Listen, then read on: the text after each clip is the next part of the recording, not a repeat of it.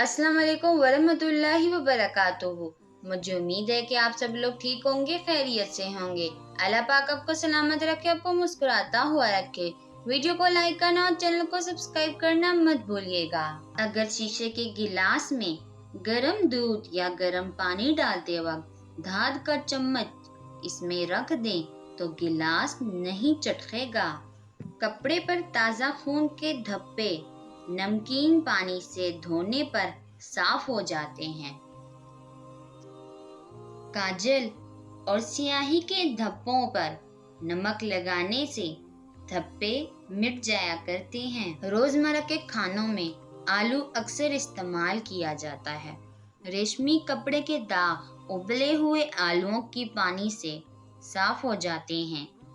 आलू काट कर हाथों पर मलने से हाथ सफेद और मुलायम हो जाया करते हैं। हाथों की रंगत निकल आती है। अगर गोश्त सख्त हो तो इसमें थोड़ी सी चाय की पत्ती डाल दें, गोश्त अच्छे से पक जाएगा। उबले हुए अंडे अक्सर नाश्तों की जीनत हुआ करते हैं। अंडा उबालते वक्त पानी में थोड़ा सा नमक डालने से छिलका आसानी से उतरता है और कोई दिक्कत पेश नहीं आती।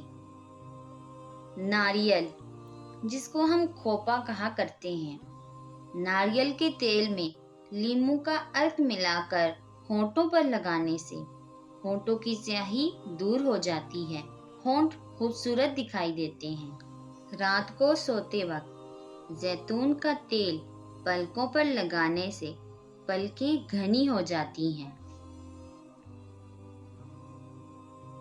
अक्सर लोगों के नाखून मौसमी तब्दीलियों की वजह से बहुत ही ज़्यादा खुरदरे और कमज़ोर हो जाते हैं। एक चम्मच नींबू का रस प्याली में डालें। इसमें नाखून डुबोने से नाखून मजबूत हो जाते हैं।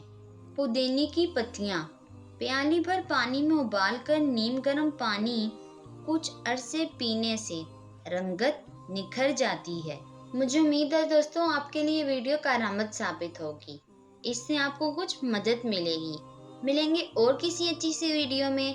तब तक के लिए अल्लाह हाफिज और सब अपना ख्याल रखिएगा।